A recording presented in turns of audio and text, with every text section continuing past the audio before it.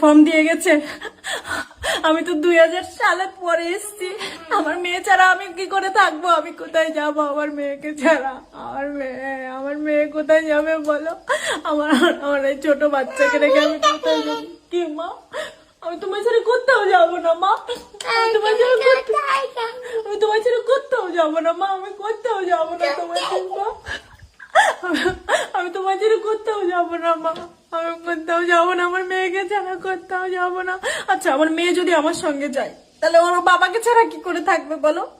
আর আমাকে যদি ও দেশে পাঠিয়ে দেওয়া হয় তাহলে ও কি করে ওর মা ছাড়া থাকবে? আমার মতন হাজারো মা আছে, কত প্রেগনেন্ট মেয়ে আছে, তাদের সবে বাচ্চা হবে। তাহলে তাদের বাচ্চাটা কোন দেশে জন্ম নেবে আমায় বলতে পারো? তাদের বাচ্চাটা কোথায় বড় হবে? তাদের বাচ্চা কোন দেশীয়? তার পেটের মধ্যে বাচ্চা, নাকি বাচ্চাটা জন্ম নেওয়ার পরেই মাকে বাচ্চার থেকে আলাদা করে পাঠিয়ে দেওয়া হবে? বলো, কেন এই খেলায় মেতেছ? সবকিছু করো, কিন্তু সবকিছু একটা নিয়ম মেনে করো। আমরা যারা 20 বছর 22 বছর এই দেশে এসেছি, তাহলে আমাদের কি হবে বলো? আমরা ছোট থেকে এই দেশকে নিজের মতন ভালোবাসি।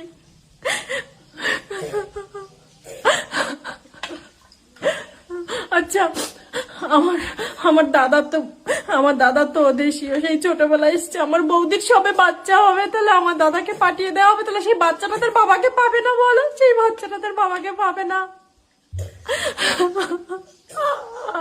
কি হবে বলো? আমি আমার খাওয়া পড়া সব বন্ধ হয়ে গেছে। আমি আমার মেয়ে ছেড়ে কোথাও যাব না। আমি আমার মেয়ে ছেড়ে কোথাও যাব না। আমি আমার মেয়ে ছেড়ে কোথাও যাব না। আমি আমার মেয়ে ছেড়ে কোথাও যাব না। আমার সন্তান ছেড়ে কোথাও যাব না।